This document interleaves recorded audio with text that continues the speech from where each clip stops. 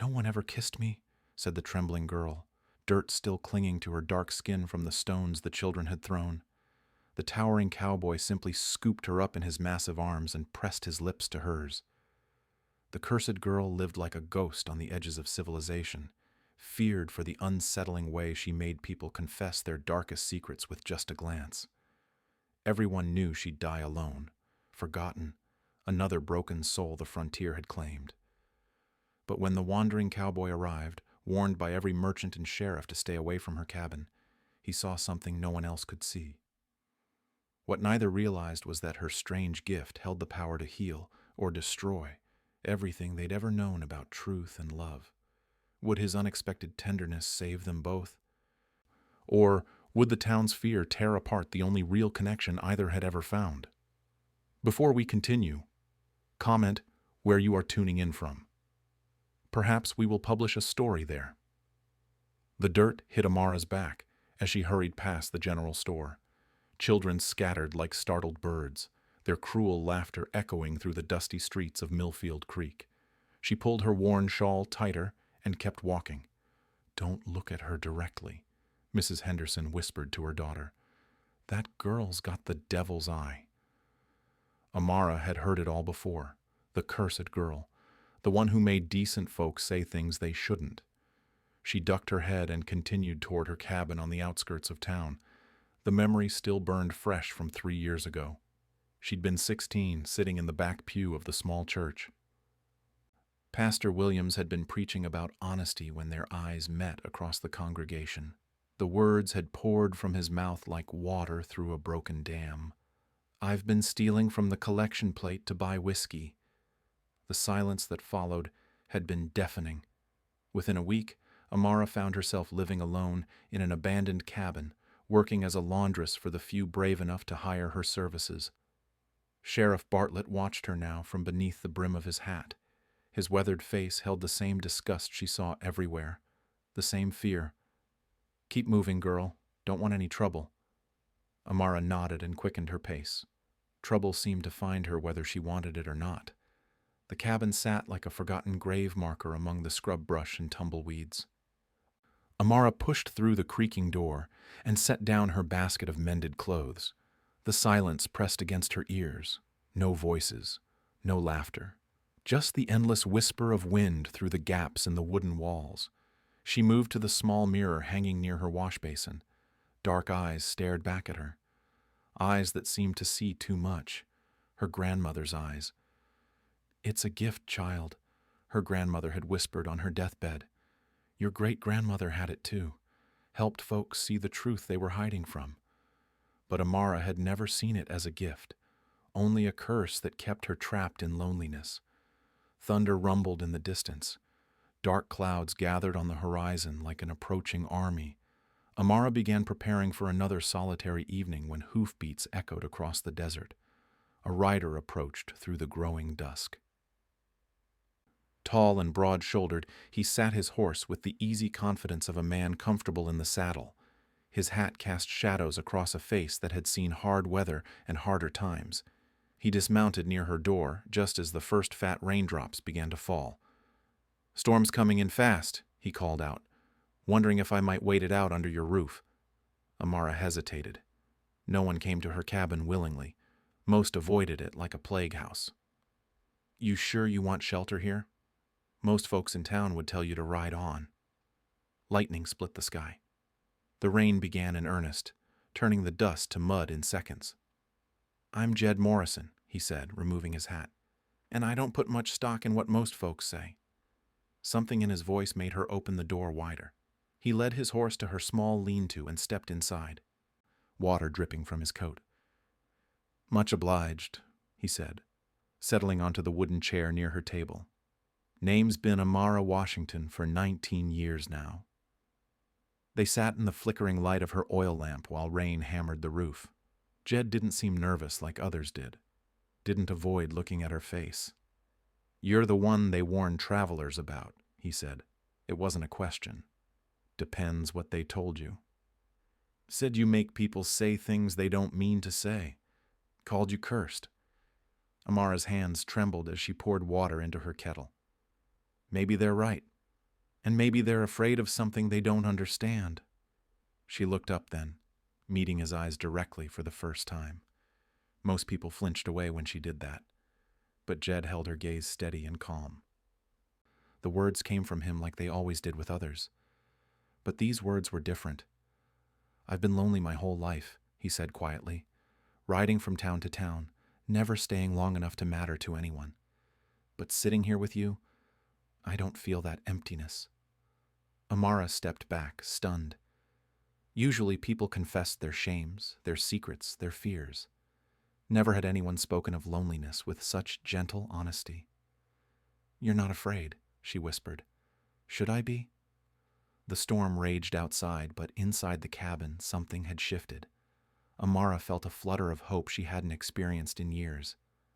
"They say I'm cursed because of what happens when people look at me." "Really look at me? What do you say?" Amara was quiet for a long moment. "I say no one has ever kissed me. No one's ever wanted to get close enough." The admission hung between them like a bridge waiting to be crossed. Jed rose from his chair slowly, his eyes never leaving hers. "That's the saddest thing I've ever heard." He moved toward her with careful, respectful steps. When he reached out, his hands were gentle as they framed her face. "May I?" She nodded, barely breathing. Jed lifted her from the ground as if she weighed nothing at all, cradling her against his chest. His lips found hers in a kiss that was tender and patient and everything she had never dared to dream. When he set her down, tears streaked her cheeks, but for the first time in years, they were tears of something other than sorrow. Outside, the storm began to calm. Inside, everything had changed. Morning light filtered through the cabin windows when Amara woke. For the first time in years, she didn't feel the crushing weight of isolation. Jed sat at her table, mending a tear in his shirt with surprising skill. "Thought you might have ridden off," she said. "Got a job at the Morrison Ranch. Figure I'll stay a while." The words sent warmth through her chest. No one ever stayed. Over the following days, Jed visited after his work was done. They talked by lamplight about everything and nothing. He listened when she spoke about her grandmother, about the gift that felt more like a burden. "Tell me about her," Jed said one evening. Amara traced patterns on the wooden table. "Grandmother Rose was born a slave in Georgia. She had the same ability I do. The sight, she called it." "How did she use it?" "She helped people find courage. Slaves who were planning to run would come to her. She'd look into their eyes and make them speak their deepest fears. Once they heard those fears out loud, they could face them." Jed leaned forward. "Sounds like healing to me." "The plantation owners called it witchcraft. After freedom came, she brought our family west. But people's fear followed us. What if their fear was wrong?" Amara had never considered that possibility. Every adult in her life had treated her gift as shameful, something to hide. "I don't know how to see it any other way. Maybe it's time to try." The next morning brought Mrs. Fulton to Amara's door. The baker's wife stood wringing her hands, her usual cheerful demeanor replaced by obvious distress. "I need to speak with you," Mrs. Fulton said. "About something private." Amara invited her inside. They sat across from each other in the small cabin. "Mrs." Fulton's eyes were red from crying. "I've heard what people say about you, about what happens when you look at folks." "You want to leave," Amara said. "No, I need you to look at me, really look at me." Amara hesitated. "Mrs. Fulton, I can't control what happens when I do that. I'm counting on it." Taking a deep breath, Amara lifted her eyes to meet Mrs. Fulton's directly. The effect was immediate. "I've been stealing money from my husband's till," Mrs. Fulton said, the words rushing out. "My sister back east is sick and needs medicine, but Harold would never understand. He thinks my family abandoned us when we moved west. I take a little each week and send it to her." Silence filled the cabin. Mrs. Fulton covered her face with her hands. "I'm going to hell," she whispered. But instead of judgment, Amara felt something unexpected. compassion. You're trying to save your sister's life. I'm a thief. You're a woman caught between love and fear. Amara reached across the table. What if you told Harold the truth? He'd never forgive me. What if he surprised you? Mrs. Fulton looked up with tear-filled eyes. You really think he might understand? I think love is stronger than fear when it's given the chance. That evening, Mrs. Fulton returned with her husband. Harold's arm was around his wife's shoulders, his face peaceful rather than angry. She told me everything, Harold said. We're sending money together now, official-like. After they left, Amara sat in stunned silence. Her gift hadn't brought shame or destruction. It had brought healing. You helped them, Jed said from the doorway. I never thought it could work that way. Your grandmother knew. That's why she called it a gift. Word spread quietly through Millfield Creek. Not gossip or fear, but whispered hope. People began finding excuses to visit Amara's cabin. A farmer struggling with gambling debts. A young woman terrified of her upcoming marriage. A shopkeeper eaten alive by guilt over past mistakes. Each time, Amara's gift forced them to speak their hidden truths. And each time, instead of condemnation, she offered understanding and guidance. The farmer admitted his addiction and found the strength to ask for help. The young woman confessed her fears and gained confidence in her choice. The shopkeeper spoke his guilt aloud and found the courage to make amends. With each person helped, Amara's understanding of herself transformed. She began carrying herself differently, walking taller, meeting people's eyes without shame. You're glowing, Jed told her one evening. I feel like I'm becoming who I was always meant to be. But not everyone welcomed the changes in town. Sheriff Bartlett noticed people acting differently, secrets being spoken aloud, old patterns being broken. He cornered Jed outside the general store one afternoon. That girl's got some kind of hold on folks, Bartlett said. People confessing things that should stay buried. It ain't natural. Maybe it's exactly what this town needs. Bartlett's eyes narrowed. You defending her? I'm stating facts. Well, here's a fact for you, Cowboy. Folks around here don't take kindly to troublemakers, especially her kind. The threat hung in the air like smoke. Jed watched Bartlett walk away, understanding that their peaceful days were numbered. That evening, he found Amara tending her small garden behind the cabin. The setting sun painted everything golden. Bartlett's getting nervous, he said. About what? About you helping people. About change. Amara straightened, dirt on her hands. Change scares people who profit from things staying the same. He's dangerous, Amara. Men like him don't give up power easily. She looked at him with eyes that had seen too much, but still held hope. Then I guess we'd better be ready. Storm clouds gathered on the horizon again, but this time, Amara didn't run inside to hide. She stood her ground and watched them come. The stream of visitors to Amara's cabin grew steadier each week. They came at dusk mostly, when shadows offered cover from prying eyes. Word spread through hushed conversations and grateful tears. Tom Fletcher arrived on a Tuesday evening, his hand shaking as he knocked. The local blacksmith had always been respected in town. Solid, dependable. But the weight he carried showed in his slumped shoulders. I heard you help folks face their troubles, he said. Amara invited him inside. When their eyes met across her small table, the truth poured out of him like water through a broken dam. I've been drinking away my earnings every night for 3 years. My wife thinks I'm saving for our future, but I've spent everything. We're going to lose the shop.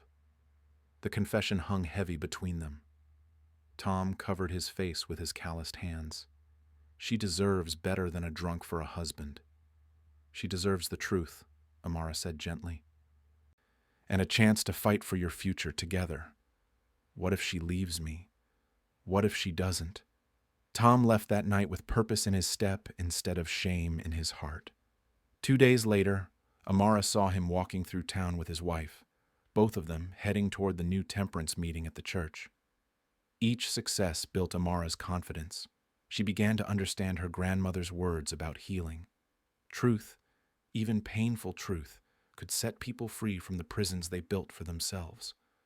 Jed watched her transformation with quiet pride. The frightened girl who had hidden from the world was becoming a woman who faced it head on. "You're not the same person I met in that storm," he told her one evening. "Neither are you." It was true. Jed had stopped talking about moving on. His temporary job at the ranch had become permanent. He'd started making plans that stretched beyond the next paycheck. "I love watching you help people," he said. "It's like watching someone discover they have wings." Their relationship deepened with each shared sunset. Conversations that lasted until dawn. Comfortable silences that spoke louder than words. The kiss they'd shared had opened a door neither wanted to close. But Sheriff Bartlett noticed everything. The changes in people's behavior. The way certain townspeople no longer seemed ashamed or afraid. The quiet confidence in their voices when they spoke.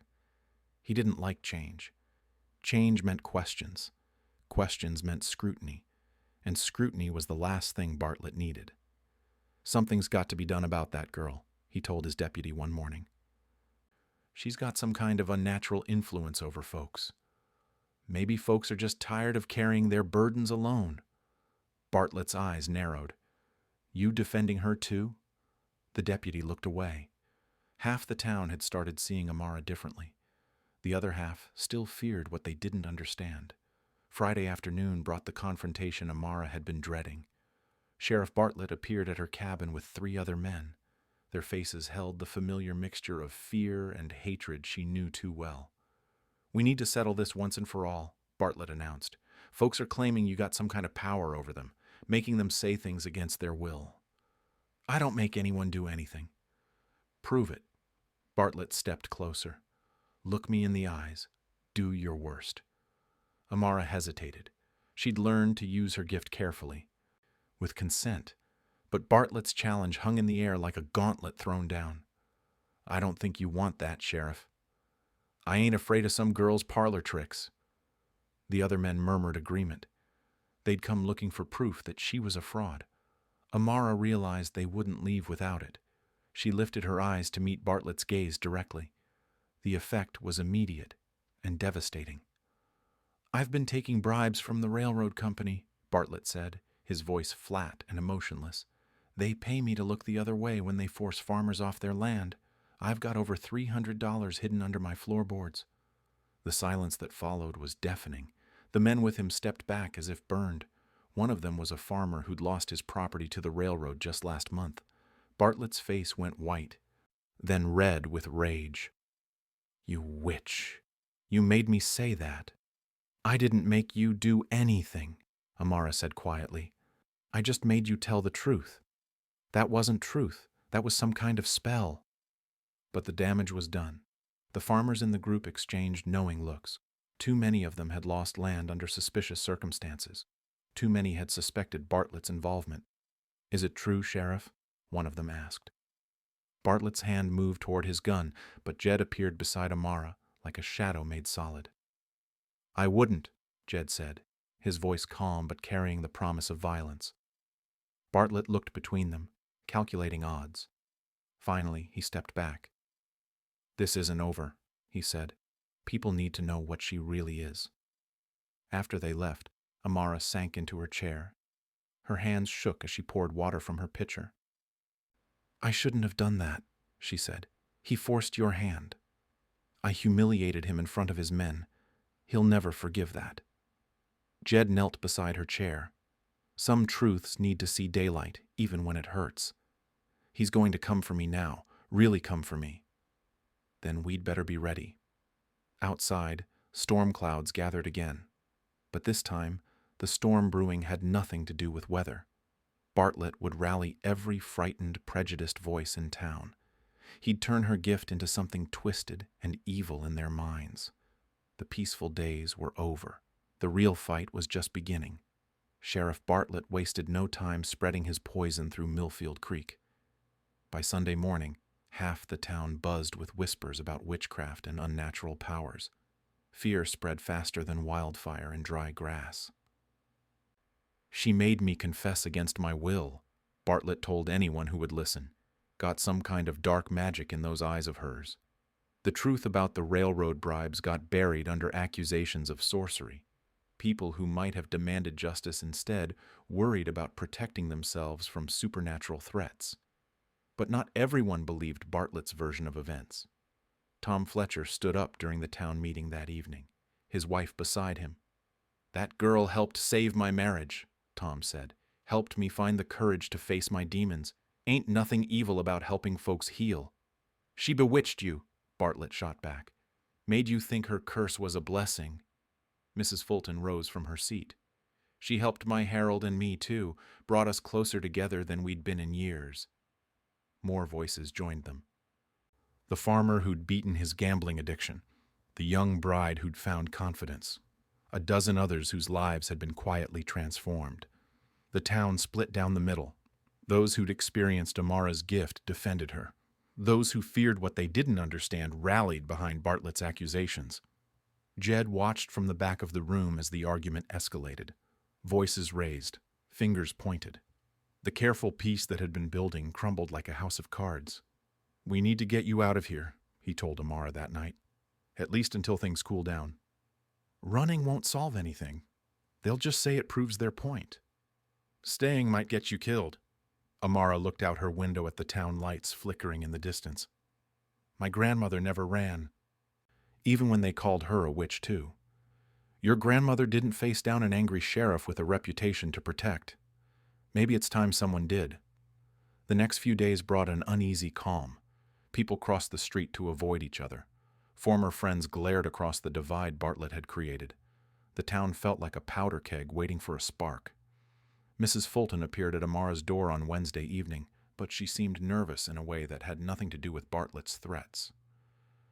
"I need to tell you something," Mrs. Fulton said, wringing her hands. "Something I probably should have mentioned before." They sat at Amara's table, but Mrs. Fulton kept glancing toward the door as if expecting someone to burst through it. "I've been getting letters," Mrs. Fulton said, "from a woman in Copper Falls, about 30 miles east. She's been asking questions about you." "What kind of questions?" "About your age, your appearance, your family name." Mrs. Fulton pulled a worn envelope from her apron. "She thinks you might be her daughter." Amara's world tilted sideways. "That's impossible. My parents died when I was small." "Are you certain? Or is that just what you were told?" The letter trembled in Amara's hands as she read it. "Sarah Washington, seamstress in Copper Falls, searching for a daughter lost in a fever epidemic years ago. A daughter who would be 19 now. A daughter named Amara. I told her about you," Mrs. Fulton continued. "About your gift. About the way you carry yourself. She wants to come see for herself." "When?" "She's already on her way. Should arrive tomorrow." Amara set the letter down with shaking fingers. Everything she'd believed about herself, about her history, suddenly felt uncertain. "Why didn't you tell me sooner?" "I wasn't sure. Didn't want to get your hopes up if I was wrong." Mrs. Fulton reached across the table. "But the more I thought about it, the more certain I became. You have her eyes." That night, Amara couldn't sleep. She paced her small cabin, mind racing with possibilities. A mother, family, someone who might understand her gift from personal experience rather than fear. But morning brought darker news. Jed arrived before dawn, his face grim. "Bartlett's done talking," he said. "He's gathering men, armed men." "When?" "Tonight. He's telling folks you put some kind of spell on half the town. Says the only way to break it is to drive you out permanently." Amara felt the walls of her small world closing in. "How many men?" 8 or 10. Maybe more. "And how many will stand with us?" "Tom Fletcher, a few others. Not enough." They spent the morning preparing. Jed checked his rifle while Amara gathered her few precious possessions, her grandmother's Bible, a photograph of people she'd believed were distant relatives but might be family. As afternoon shadows lengthened, hoofbeats approached the cabin. But instead of Bartlett's mob, a single rider appeared, a woman in her 40s with dark skin and familiar eyes. She dismounted slowly, studying Amara's face with an expression caught between hope and heartbreak. "You look just like your father," the woman said softly. Amara's knees nearly buckled. "Mama?" Sarah Washington nodded, tears streaming down her cheeks. "I've been looking for you for 19 years. They fell into each other's arms as the sun began to set. 2 decades of grief and separation poured out in that embrace, but their reunion was cut short by the sound of approaching horses. Bartlett's mob crested the hill like a dark storm cloud. 8 men with rifles and torches, faces twisted by fear and hatred. "Time's up," Jed said, stepping between the women and the approaching threat. Sarah looked at her daughter with fierce determination. "No one's taking you from me again." The final confrontation had arrived. Sheriff Bartlett reined in his horse 20 feet from the cabin. The men behind him spread out in a loose semicircle, rifles glinting in the dying light. Their faces showed the ugly mixture of fear and righteous anger that made mobs dangerous. "Time to go." "Girl," Bartlett called out, "you've poisoned this town long enough with your witchcraft." Jed stepped forward, his own rifle cradled casually in his arms. "She's not going anywhere. This doesn't concern you, Cowboy. Step aside." "Everything about her concerns me." Sarah moved to stand beside her daughter, her chin raised in defiance. "You'll have to go through me, too." Bartlett's eyes narrowed as he took in the older woman. "Who the devil are you?" "I'm her mother, and I've lost 19 years with my daughter. I won't lose another minute to cowards with guns." A murmur ran through the mounted men. Some shifted uncomfortably in their saddles. Threatening a lone girl was one thing. Facing down a protective mother changed the equation. "Don't matter who you are," Bartlett said, but his voice carried less conviction. "She's got unnatural powers, makes folks say things against their will." "She makes them tell the truth," Sarah replied, "something you're clearly afraid of." "I already told my truth thanks to her devil's magic." "Then you have nothing left to hide." Bartlett's face reddened. "I won't be mocked by the likes of you." "Look at me," Sarah commanded, her voice carrying an authority that made several horses dance nervously. "What?" "Look me in the eyes, Sheriff. If you're so certain my daughter is evil, prove it. Show these men that our gift comes from darkness." Bartlett hesitated. Something in Sarah's tone suggested she knew exactly what would happen, but backing down now would destroy what remained of his authority. "You got the same curse she does? I have the same gift she does. The gift my grandmother passed to me, and I passed to her. The gift of making people face their deepest truths." The men behind Bartlett exchanged uncertain glances. This wasn't the simple confrontation they'd signed up for. "Do it," Bartlett snarled. "Show me your worst." Sarah stepped forward, her dark eyes locking onto Bartlett's with laser intensity. The effect was immediate and devastating. "I became sheriff because I was too much of a coward to fight in the war," Bartlett said, his voice hollow and mechanical. "Every man in this county served except me. I hid behind my badge to feel like a man instead of the frightened child I've always been. Every day I wake up knowing I'm a fraud." The confession hit the assembled men like a physical blow. These were veterans, most of them, men who'd bled for their country while their sheriff cowered at home. "I don't respect any of you," Bartlett continued, unable to stop the flow of truth. "I despise you for having the courage I never had. That's why I took the railroad money. If I couldn't be brave, at least I could be rich." One by one the men lowered their rifles. The righteous anger in their faces transformed into disgust, but now it was aimed at Bartlett instead of Amara. "You yellow-bellied snake," Tom Fletcher spat from the edge of the group. "My brother died at Gettysburg while you were playing dress-up with that badge." Bartlett seemed to snap back to awareness, realizing what he'd revealed. His hand dropped toward his gun, but Jed's rifle swung up to cover him. "I wouldn't," Jed said quietly. "You're all bewitched," Bartlett screamed. "Can't you see what they're doing to your minds?" But the spell was broken. The men began turning their horses away, unwilling to follow a coward and a thief into battle against a family. "This isn't over," Bartlett called after them, but his voice cracked with desperation. "Yes, it is," Tom Fletcher said. "Come Monday. We're having a new election for sheriff. You can count on that." Within minutes, only Bartlett remained. He sat his horse like a man who'd lost everything, which in many ways he had. His authority, his reputation, his carefully constructed facade had all crumbled in a matter of minutes. "You should leave," Sarah told him. "Tonight, before the town decides what to do with a corrupt sheriff." Bartlett's shoulders sagged in defeat. He turned his horse without another word and rode toward town, a broken man fleeing the wreckage of his own making. As dust settled in his wake, Amara felt the weight of choice pressing down on her. The immediate threat had passed, but bigger questions remained.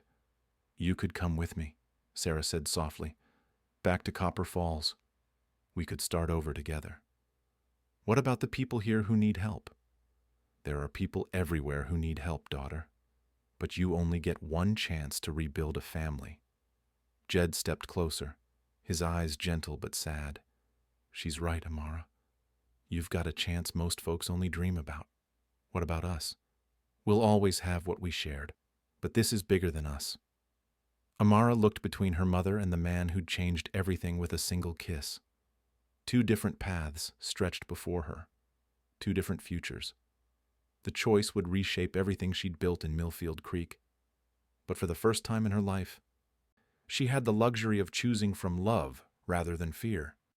The decision would come at dawn. Tonight, she would hold on to both possibilities for a few precious hours more. Dawn broke soft and golden over Millfield Creek. Amara stood in her doorway watching the sun paint the desert in shades of hope. Behind her, Sarah packed the few belongings they would take on their journey east. The decision had been made in the quiet hours before sunrise. "I need to say goodbye," Amara told her mother. Sarah nodded, understanding written in her weathered features. "I'll ready the horses." Amara found Jed by the creek that gave the town its name. He skipped stones across the water with practiced ease, each throw sending ripples toward the far bank. "Leaving today," she said, settling beside him on a fallen log. "Figured as much."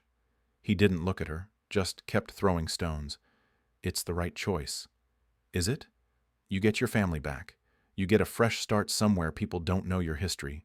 You can use your gift openly from the beginning." "And you?" Jed finally met her eyes. "I'll miss you every day for the rest of my life. But I'll be proud of you too." They sat in comfortable silence watching the water flow. Everything important had already been said between them. Words would only make the parting harder. "I want you to know something," Amara said finally. "That night in the storm changed everything for me. Not just the kiss. The way you saw me as human instead of cursed. You changed everything for me, too. Showed me that drifting isn't the same as living." Sarah appeared at the edge of the creek bank, leading two saddled horses. The moment of departure had arrived. Jed stood first, then helped Amara to her feet. They faced each other in the morning light, memorizing details they would carry forever. "Will you write?" he asked. "If you want me to." "I want you to." He lifted her one final time, holding her against his chest the way he had that first night. Their last kiss tasted of goodbye and possibility, sorrow and hope intertwined. When he set her down, tears tracked silently down both their faces. "Take care of yourself, Amara Washington." "Take care of yourself, Jed Morrison." The ride to Copper Falls took 3 days through territory that grew greener as they traveled east. Sarah filled the hours with stories of Amara's early childhood, memories preserved like pressed flowers in the pages of a book. "You were fearless as a little girl," Sarah said as they made camp the second night. "Always asking questions. Always wanting to help people. What happened to us? How did we get separated? Fever swept through our town when you were 7. So many people died, including your father. In all the chaos, you went missing. They told me you'd died too. Showed me a grave with your name on it. But I was alive. Someone must have taken you during the confusion, probably thought they were saving you. By the time I realized you might still be alive, the trail was cold. You never stopped looking.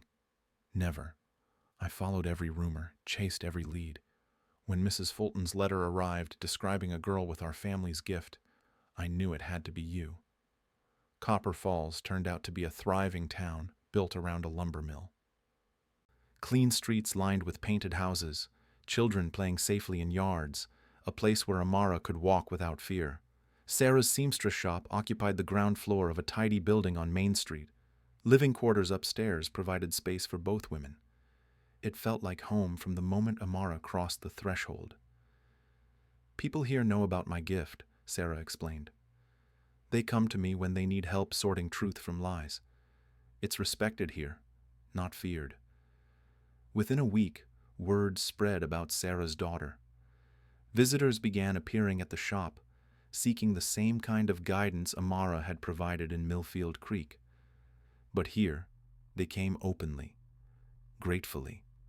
A young man struggling with whether to propose marriage found courage to follow his heart. An older woman tormented by guilt over an ancient mistake discovered forgiveness. A shopkeeper wrestling with bankruptcy learned to ask for help instead of hiding his troubles. Each person helped strengthened Amara's understanding of her purpose. She wasn't cursed or gifted. She was called to something important, something necessary. 3 months into her new life, Amara sat at Sarah's writing desk, composing a letter that had taken weeks to find the right words for.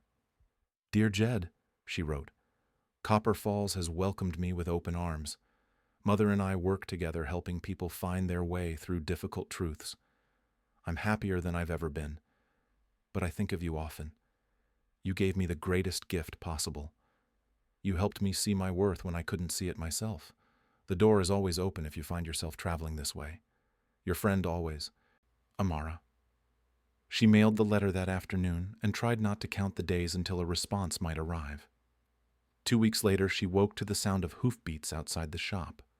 From her window, she saw a familiar figure dismounting a travel-worn horse. Jed looked up at her window and touched the brim of his hat in greeting. Sarah smiled from the kitchen doorway. "I believe that's for you." Amara flew down the stairs and into his arms. He spun her around in the morning sunlight while Sarah watched from the window, tears of joy streaming down her face. "Couldn't stay away," Jed said when he finally set her down. "Good," Amara replied. "I was hoping you'd say that." Some connections were too meaningful to leave behind. Some stories were meant to continue beyond their expected endings. And sometimes, the greatest truth of all was that love finds a way.